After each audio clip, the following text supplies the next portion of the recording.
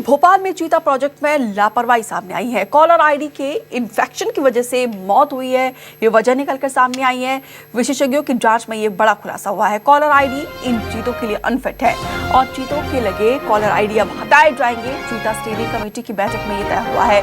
कुल 20 चीते दक्षिण अफ्रीका और नामीबिया से लाए गए थे। अब तक 3 शावकों और 5 चीतों की दुखद मौत हो चुकी है। कर्नाटका का 3 सदस्यीय दल अब जांच करेगा।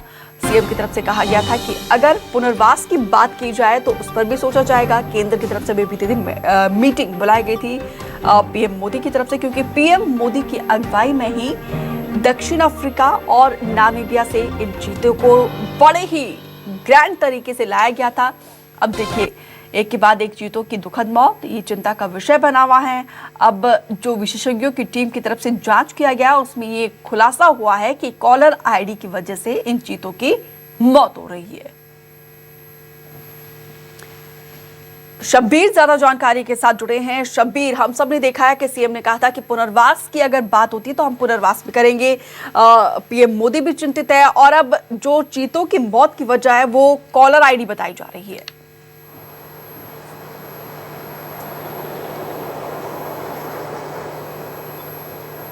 बिल्कुल दीपिका, बात की जाए तो 2 दिन पहले ये चीजें निकलकर सामने आई थी कि 3 और चीतों की तबीयत खराब है और उनके गर्दन पर घाव देखने को मिला है।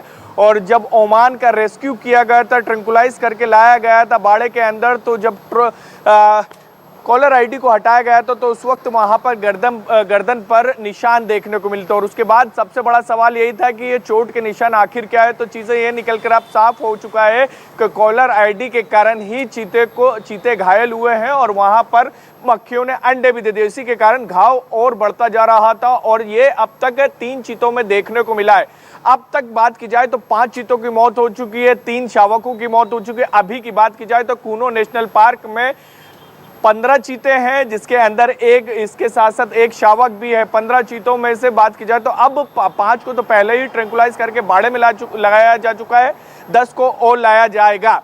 लेकिन इन सबके बीच जो विशेषज्ञों की टीम पहुंची थी उनकी तरफ से साफ निर्देश दे दिए गए हैं कि अब इनको किसी भी चीतों को ट्रैंकुलाइज ना लगाया जाए, ट्रैंकुलाइज नहीं, माफ कीजिएगा, कि कॉलर आईडी ना लगाई जाए गर्दन के ऊपर, क्योंकि उनके जो त्वचा रहती है वो सख्त होती है, लचीली होती है, उसके कारण उनको चोट लग रही है। लेकिन सबसे बड़ा सवाल यह है कि अब तो ये निर्देश दे दिए गए हैं, लेकिन इन सबके बीच सबसे बड़ा सवाल यह है कि अगर कॉलर आईडी गले में नहीं होगी तो चीतों की लोकेशन किस तरीके से ट्रेस करेगा कूनो प्रबंधन। क्योंकि हमने शुरुआत में ही देखा था कि ओमान चीता कूनो नेशनल पार्क के आसपास जंगलों की तरफ या फिर खेतों की तरफ, जहां पर रिहायशी इलाके तो उस तरफ शिफ्ट हो गए थे और कई वीडियो भी सामने आए थे।